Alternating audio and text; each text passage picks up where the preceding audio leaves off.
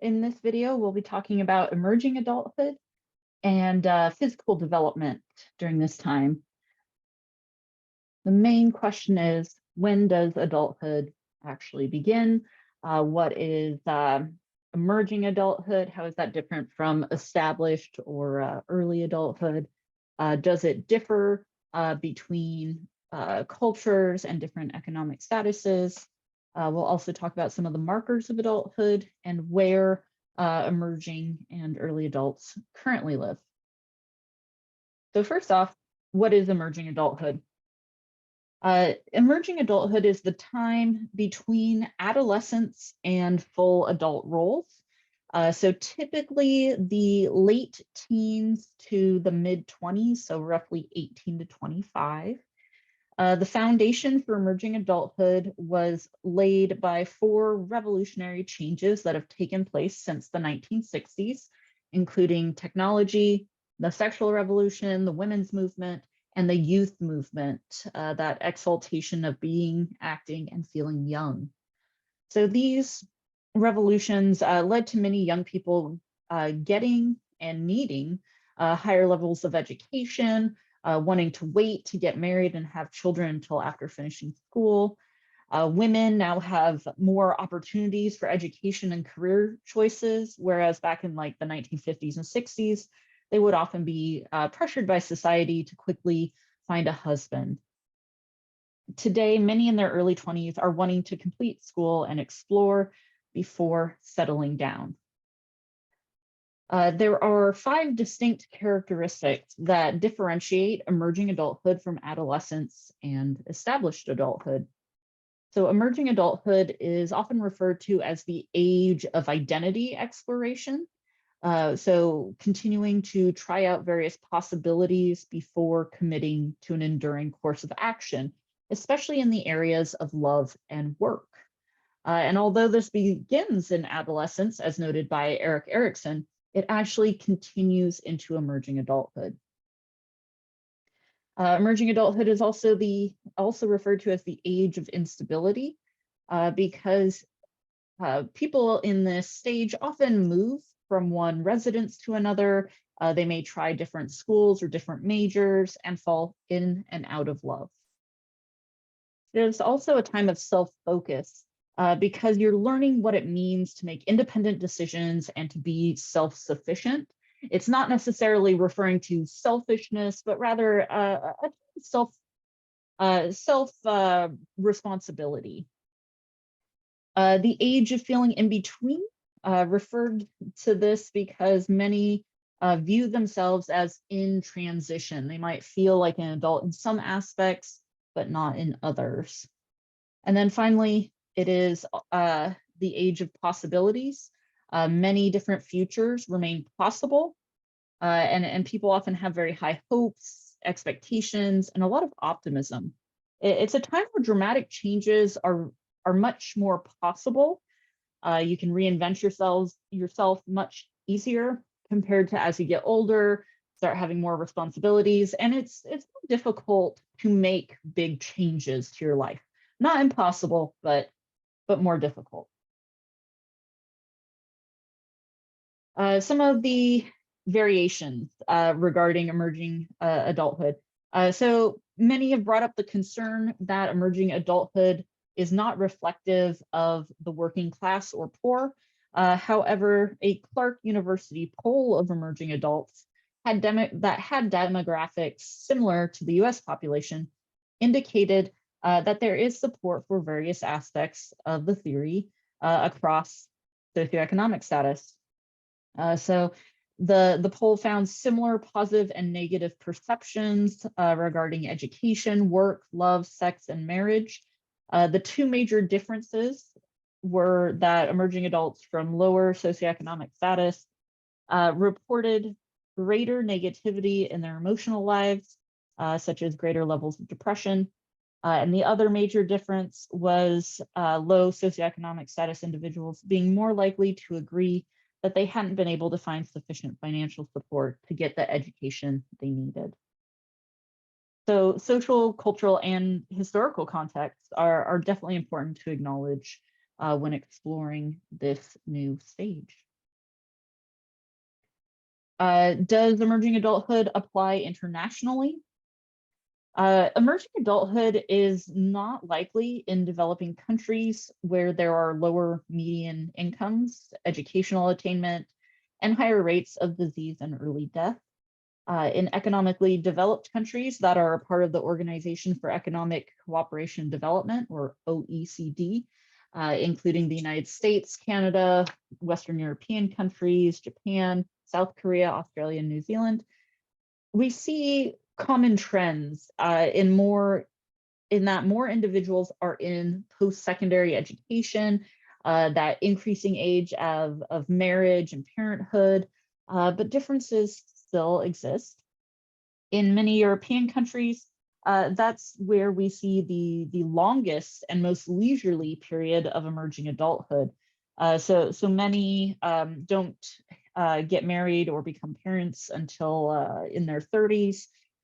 This longer period of emerging adulthood is supported by government-paid post-secondary education, assistance in finding jobs, and generous unemployment benefits for those who can't find work. In Northern Europe, many governments also provide housing support as well. And we see similar government benefits in Asian countries, as well as similar age for entering marriage and parenthood. However, the focus of emerging adulthood in Western cultures is often on individualism and self-development. And those are cultures that do tend more individualistic. In Asian cultures, most Asian cultures lean more collectivistic. And so exploration of identity and self-development is done to a lesser extent due to more emphasis on obligations, mainly to their parents' wishes regarding what they should study, what job they should take, and where they should live. The criteria for achieving adulthood in the United States and most of Europe is met when financial independence is attained. In Asian cultures, on the other hand, one of the most important criteria is being capable of supporting your parents financially. And again, reflecting those collectivistic values.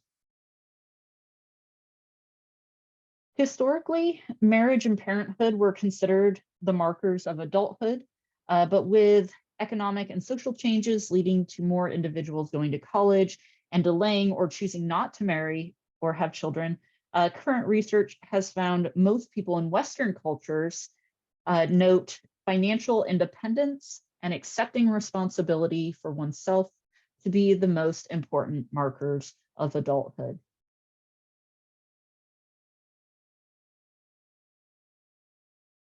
In 2014, for the first time in more than 130 years, adults 18 to 34 were more likely to be living with their parents than with a spouse or partner in their own household.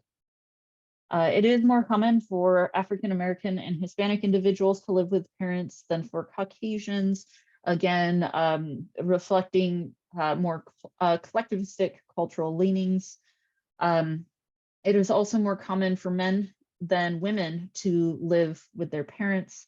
We're also seeing women more commonly heading up a household without a spouse or a partner as a single parent. Those who are not college educated are also more likely to be living at home than those with a college education. So why have these living arrangements changed?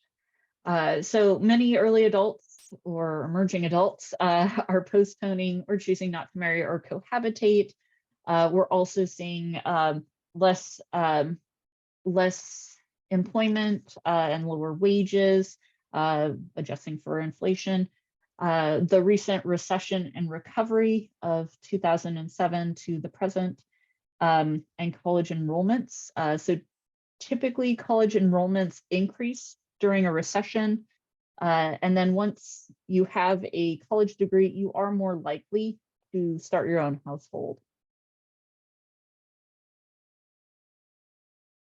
So getting into physical development in emerging and established or early adulthood, we're going to talk about physical growth, statistics, regarding obesity, substance use, the brain, gender and sexuality, sexual behaviors and cultural views, as well as sexual orientation.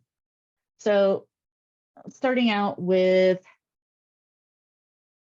our physiology. In our early 20s, we are at our physiological peak in terms of our health, strength, sensory abilities, cardiovascular functioning, and our reproductive system and lung capacity are at their best. Once we hit this peak, however, biological aging or senescence begins. Senescence refers to genetically influenced declines in the function of organs and systems that are universal in human beings. Biological aging varies widely across different parts of the body, and genetics, lifestyle, and living environment will all influence biological aging. Starting in our 30s, we will start to experience some slow, gradual declines in certain areas, such as with our senses. The lens of the eye will begin to stiffen and thicken, and this leads to problems with accommodation or changing whether you're focusing on things far away or close up, and specifically focusing on objects that are close becomes more difficult.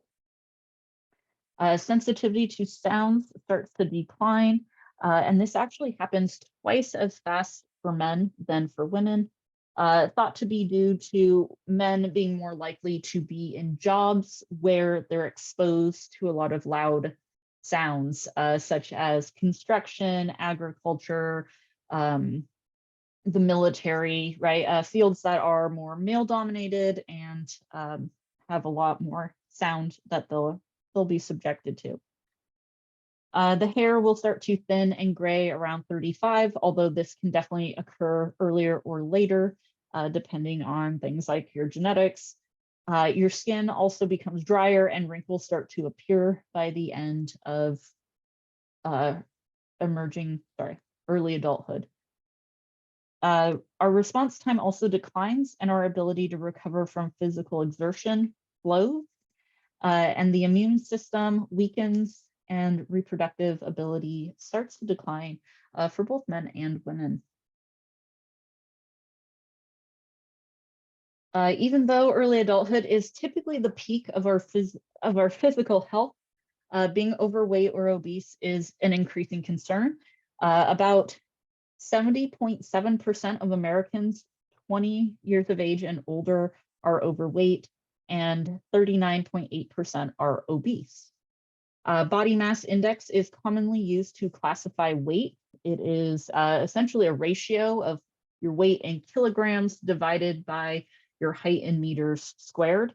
And there, you can of course convert that to pounds and inches. BMI of 25 to 29.9 is classified as being overweight. A BMI of 30 or higher is classification for obesity. It's important to remember that the BMI, the body mass index, is not a perfect measure, particularly for those who are very tall or very muscular. It's better to also take into account things like waist circumference, as excessive abdominal fat puts people at higher risk of obesity-related health concerns. So you're considered to be at higher risk if you are a man and your waist circumference is over 40 inches, or if you're a non-pregnant woman and your waist is more than 35 inches. Both the BMI and waist circumference measures are best used as screening tools. They're not diagnostic tools. Again, they're not directly measuring how much fat you have. They're giving approximations, essentially. So again, used as screening tools rather than as diagnostic tools. So one's 20s are a common time to start gaining weight, with the average person gaining 1 to 2 pounds per year, going into from from early adulthood into middle adulthood. Obesity is not just a concern in America, but worldwide, with 10.8% of men and 14.9% of women being obese. Most people who are obese live in China and the United States. So many factors interact to influence obesity. Of course, environmental factors, things like our culture, education, food marketing, and quality, and the availability of safe places to exercise. Behavioral factors include things like your diet, the amount of physical activity you engage in, as well as if you're taking certain medications, which can also influence weight. And then finally, genetic factors. Several different genes contribute to whether you feel hungry, how fast your metabolism is. And additionally, evolutionary psychologists note that genes that helped our ancestors to store fat to survive famines are very poorly matched to today's environment of plentiful, high-calorie foods, right? So previously, we very much had times of feast and famine, and so being able to store fat was incredibly beneficial to your survival, because it would help you to survive during those lean times. Now we don't often have lean times, and so being good at storing fat is not very helpful, and is in fact can be quite harmful to our health, which takes us to some of the consequences. Obesity is one of the leading causes of death in the United States and the world, because it increases your risk of several serious health problems like heart disease, stroke, and even certain cancers. On a positive note, even moderate weight loss reduces health problems substantially. Treatment for obesity should promote lasting behavioral change, including a lifestyle change to a nutritious diet that is lower in calories, sugar, and fat. Plus regular exercise. It should include social support, as well as the cognitive and behavioral skills for coping with tempting situations.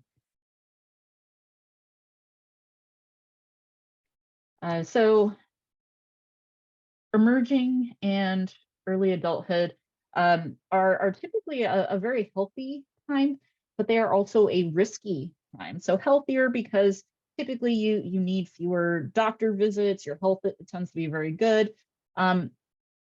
Risky though, because the top 3 causes of death in emerging and early adulthood are violent. So those the top 5 causes are shown on our slide here.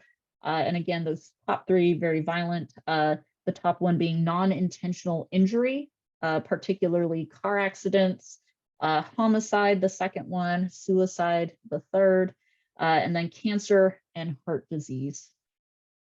The rates of violent death are higher among males than females, and males are 3 times as likely to die in a car accident. US rates of violent death are higher compared to Canada, Mexico, Japan, and many other countries. Homicide rates are particularly high among Black American males, and suicide rates are particularly high for Native American males.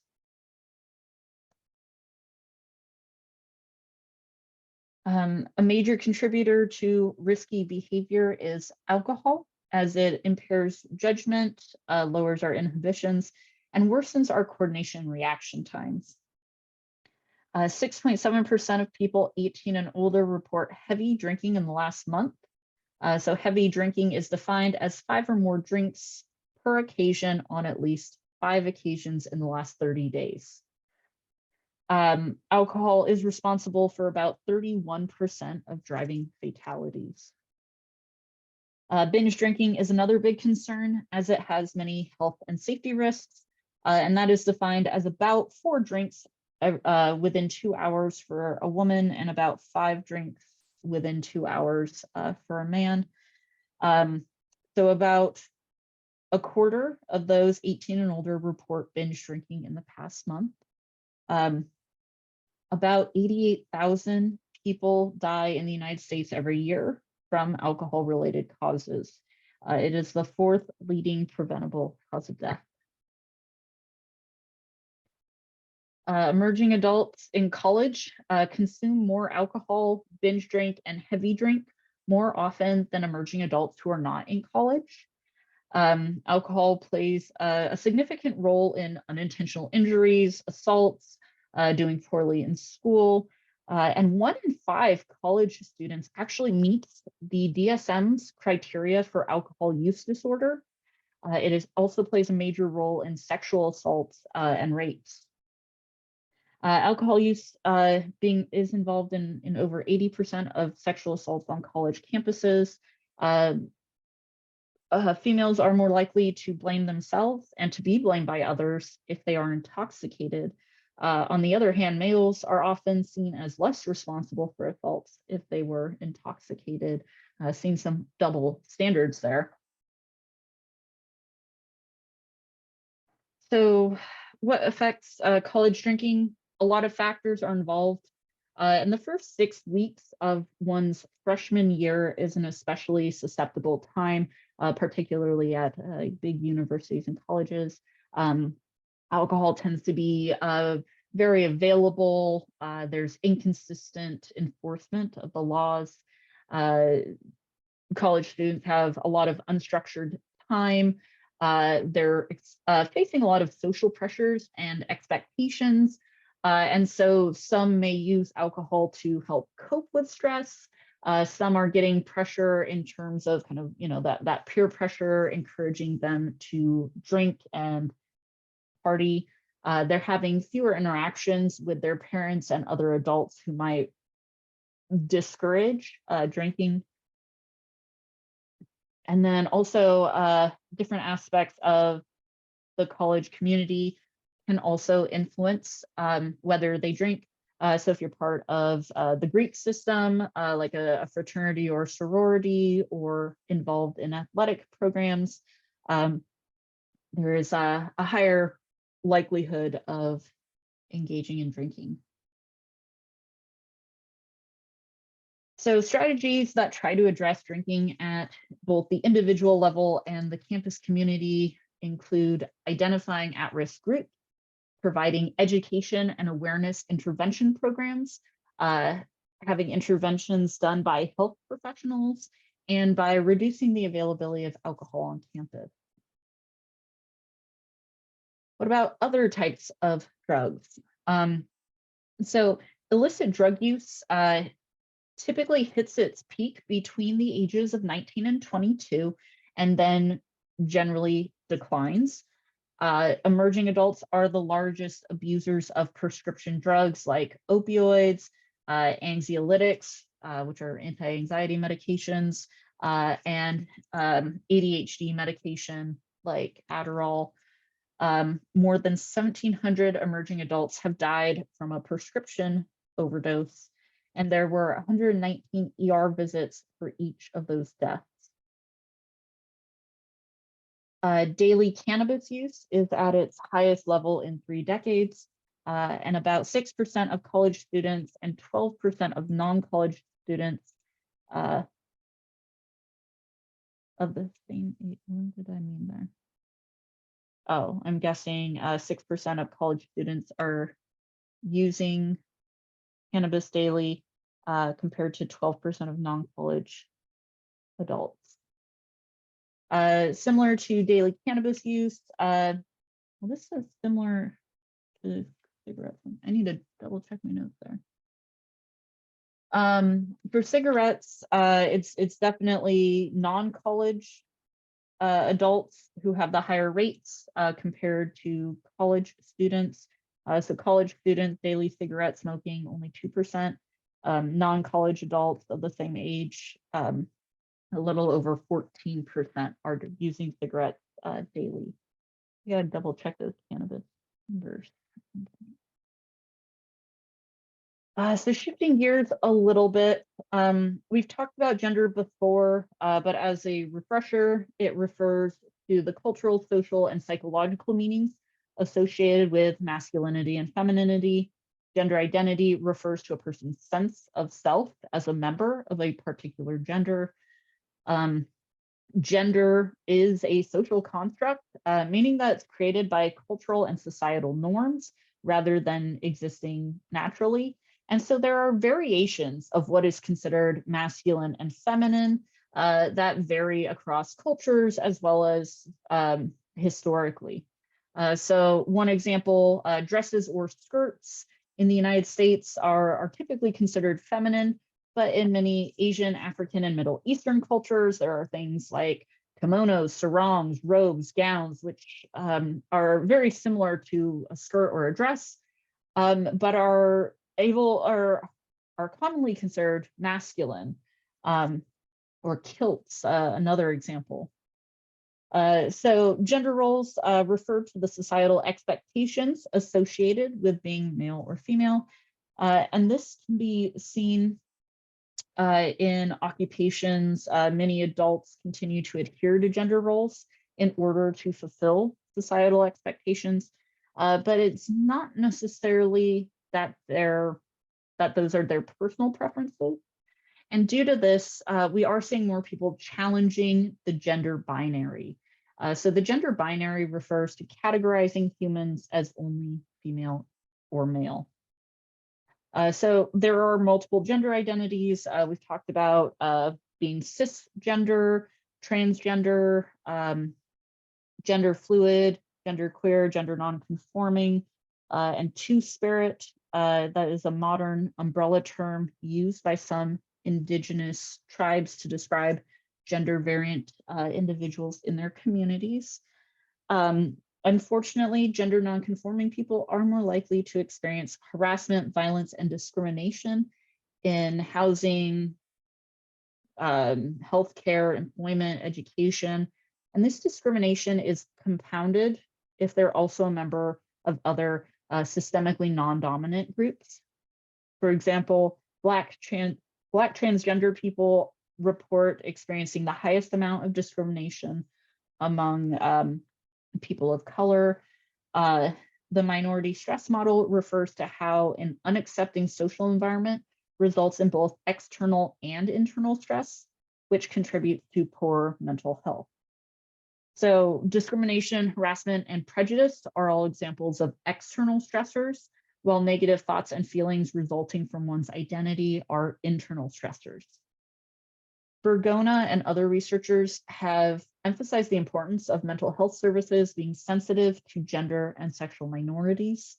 And some children who are transgender do get surgery or hormone therapy to transition once they reach adulthood, but others do not. So it's not necessarily a one-size-fits-all course of action. Related to, yet distinct from, gender is sexuality.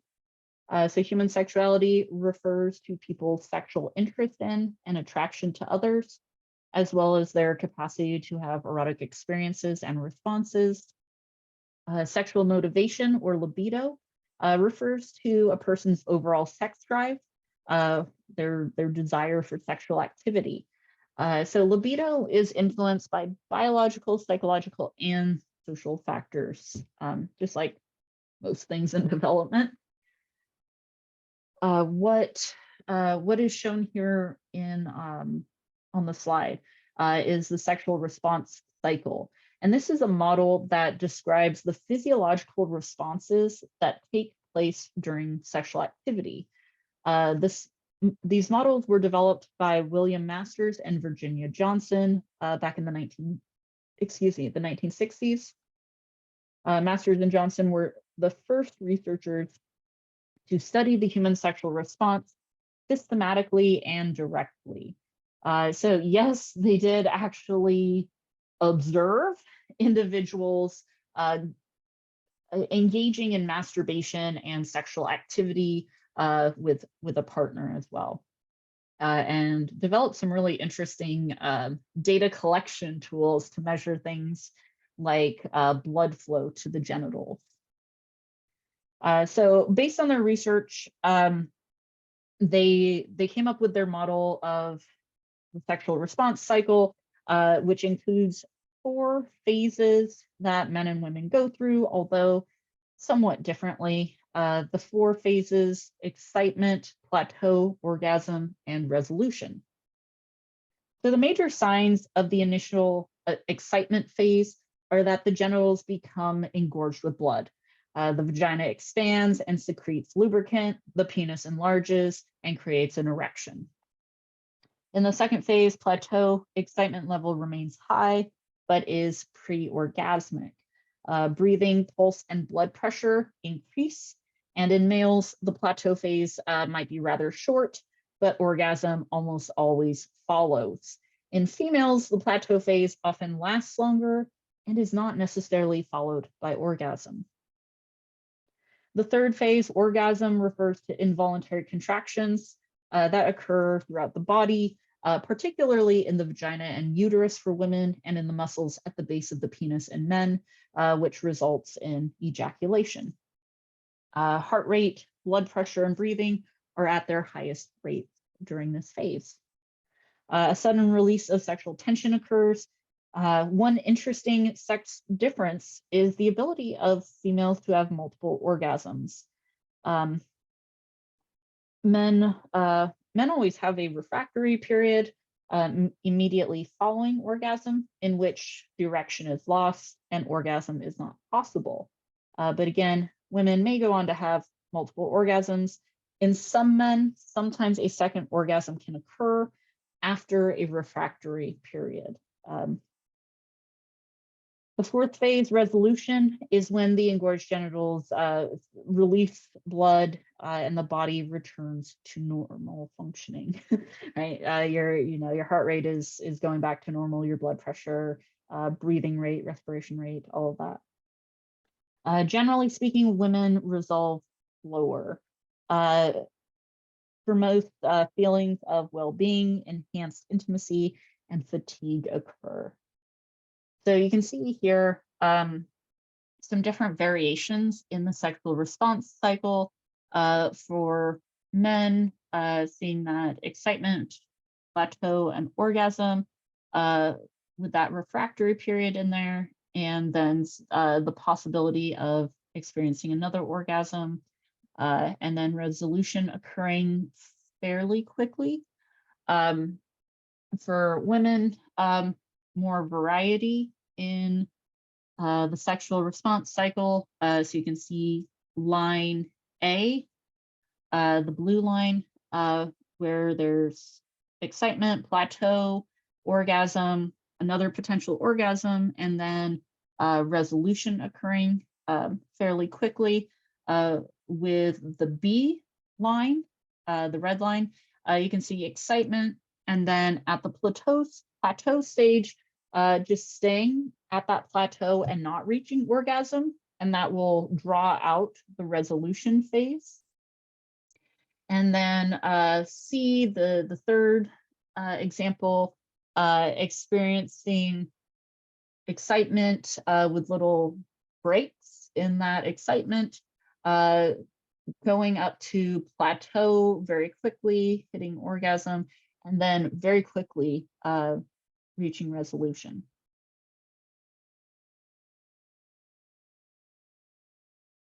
So the sexiest organ is the brain.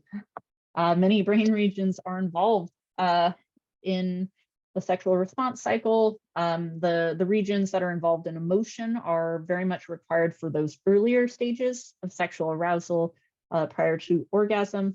The brain translates the nerve impulses from the skin into pleasurable sensations. It controls the nerves and muscles used during sexual behavior, and also regulates the release of hormones thought to be the physiological basis of our sexual desire. The cerebral cortex, the brain's outermost layer, allows for thinking, reasoning, and the origin of sexual thoughts and fantasies. So the most important part of the brain for sexual functioning is the hypothalamus. So it is a small area at the base of the brain consisting of several groups of nerve cells or nerve cell bodies that receive input from the limbic system. The hypothalamus also controls the pituitary gland, which is the master gland of the endocrine system. Several important sexual hormones are secreted by the pituitary gland. Oxytocin, which is sometimes referred to as the love hormone or the bonding hormone, is released during sexual intercourse when orgasm is achieved. It is thought to be involved in helping to maintain close relationships. Follicle stimulating hormone is responsible for ovulation in females by triggering egg maturity. It also stimulates sperm production in males. Luteinizing hormone triggers the release of a mature egg in females during the process of ovulation. And then we also have testosterone being the major contributing factor in sexual motivation in males. Vasopressin is involved in the male arousal phase, and the increase of vasopressin during erectile response may be directly associated with increased motivation to engage in sexual behavior. The relationship between hormones and female sexual motivation is not well understood, mostly due to the overemphasis on male sexuality in Western research. Estrogen and progesterone typically regulate motivation to engage in sexual behavior for females, with estrogen increasing motivation and progesterone decreasing it. These hormones fluctuate throughout a woman's menstrual cycle. Testosterone, oxytocin, and vasopressin have also been implicated in sexual motivation in similar ways as they are in males. However, more research is needed to better understand this relationship. And there are definitely more hormones. I'm not going to go into all of them, but yeah, many hormones involved. Our sexual responsiveness peak. So men reach their sexual responsiveness peak in their late teens and early 20s, meaning that sexual arousal occurs easily in response to physical stimulation or fantasizing. Responsiveness gradually declines in their late 20s and into the 30s. And over time, a man may need more intense stimulation in order to become aroused. Women typically find that they become more sexually responsive throughout their 20s and 30s and may peak in their late 30s or early 40s. And this is likely due to better self-confidence and reduced sexual inhibition. Sexually transmitted infections. There has been an increase in the three most common types of sexually transmitted infections in 2014. Those being chlamydia, gonorrhea, and syphilis. The most effective way to prevent transmission, besides abstinence, is to practice safe sex and to avoid direct contact with the skin and bodily fluids. So proper use of safe sex supplies such as male or female condoms, gloves, dental dams reduce risk. However, some disease transmission may still occur.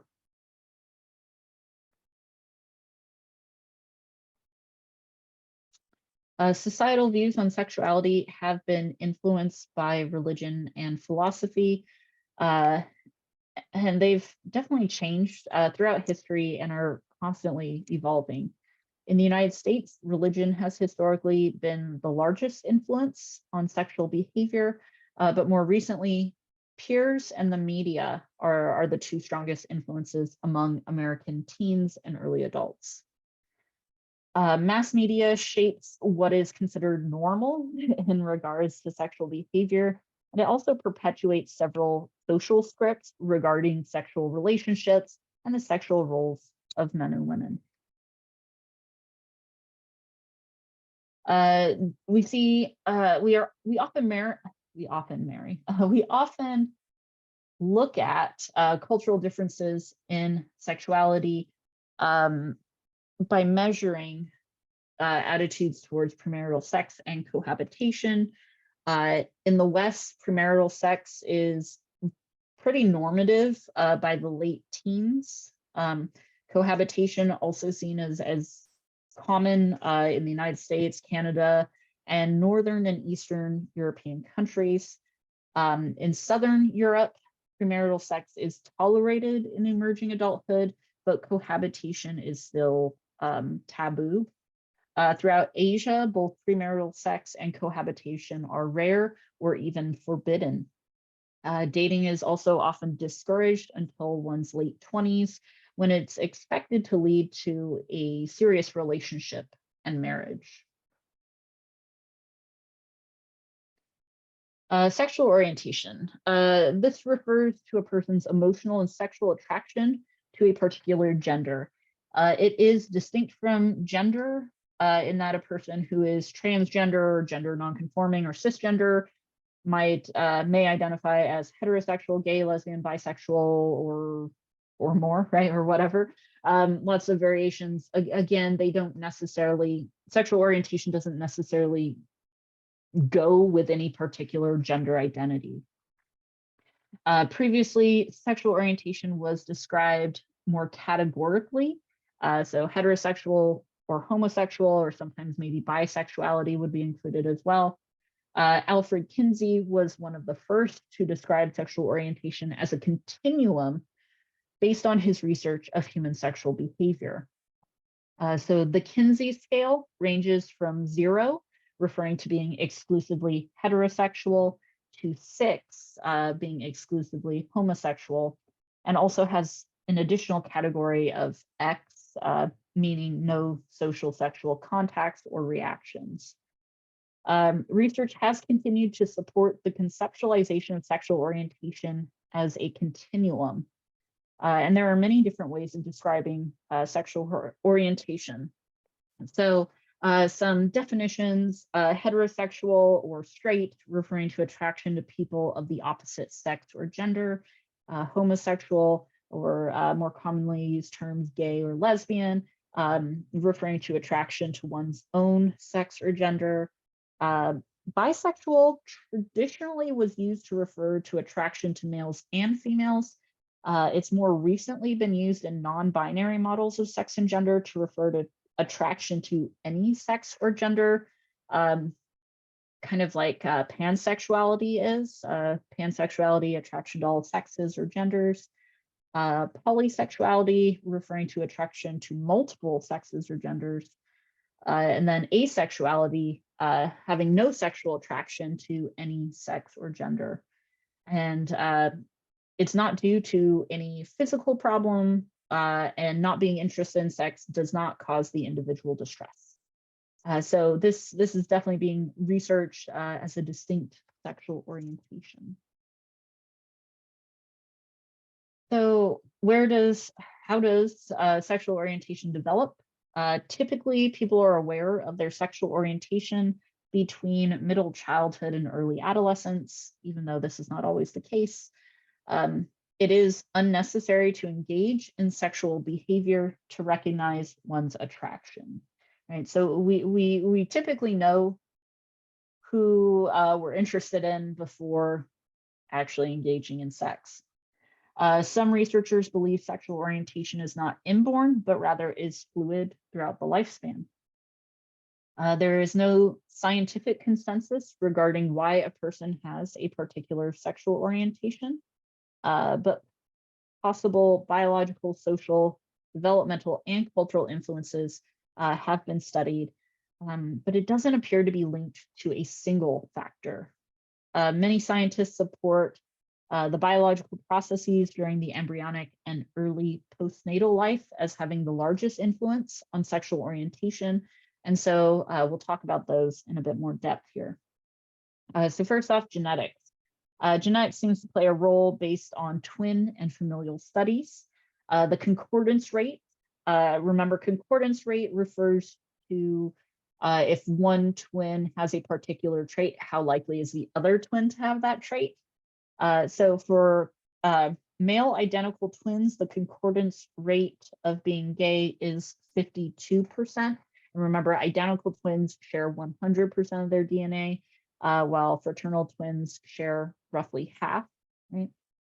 So anything that is more genetically influenced, we expect to be more similar between identical twins than fraternal twins. And if it's not, then that means genetics does not play as big of a role.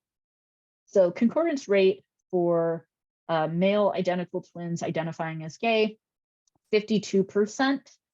For male fraternal twins, it's only 22%. So again, if one twin identifies as gay, for identical twins, 52% likelihood of their identical twin also identifying as gay. For fraternal twins, only 22%. And there's similar data for female twins with a 48% concordance rate among identical twins identifying as lesbian, and only a 16% concordance rate for female fraternal twins. Additionally, research has found that gay men tend to have more gay male relatives, and the sisters of gay men are more likely to be lesbians than sisters of straight men. So again, how many genes do you share with someone? The more you share with them seems to be more likely that your sexual orientation will be similar. The fraternal birth order effect refers to the probability of a boy identifying as gay increasing for each older brother born to the same mother. So this effect appears to be due to a progressive immunization of the mother against a male-specific protein. And this effect is thought to explain the sexual orientation of somewhere between 15 and 29% of gay men. So the idea being that as a woman has more, gives birth to more sons, her body becomes better at preventing certain male enzymes from, or proteins from, doing their job. Additionally, being exposed to extra or less than typical levels of hormones may also influence sexual orientation. Women with congenital adrenal hyperplasia are exposed to an excess of androgens prenatally. 1/3 of these women identify as bisexual or lesbian. Too little exposure to prenatal androgens may also have an impact on the sexual orientation of males by not having that masculinizing influence as the brain develops. So again, not 100% sure, probably multiple factors having an influence is what the research is suggesting. Sexual orientation discrimination. Countries like the United States are heteronormative, meaning that society supports heterosexuality as the norm. While people who are gay are commonly asked when they knew they were gay, straight people rarely asked when they knew they were straight. Again, suggesting that it's just seen as the default, the norm, and people don't question it. Living in a culture that privileges heterosexuality impacts the development and sexual expression of people who are not heterosexual.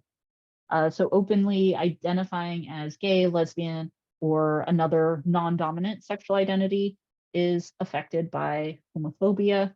Homophobia encompasses a range of negative attitudes and feelings towards homosexuality or people who identify as or are perceived to be part of the LGBTQ community.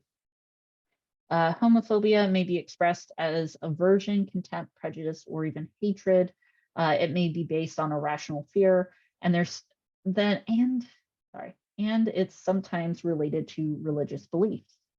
There are two types of homophobia: institutionalized homophobia, which refers to religious and state-sponsored homophobia, and internalized homophobia, which is when people with same-sex attractions internalize or believe society's negative views and or hatred of themselves. People with non-dominant sexual identities commonly experience harassment, discrimination, and violence. And LGBTQ plus teens are at higher risk of depression and suicide due to rejection from their peers and family, exclusion from social groups, and negative media portrayals. Discrimination can occur in school, housing, healthcare, and the workplace. Although we do have widespread policies to help prevent discrimination, they've been in effect for a relatively short period of time, and many are still being fought in court battles. It is important to note that most studies on LGBTQ plus populations are typically done with white, middle class, well-educated samples. And this means that our understanding of marginalized subpopulations who are also affected by racism, classism, and other forms of oppression is lacking and really needs to be addressed in future research to have a more full picture of people's experiences. So that wraps up physical development.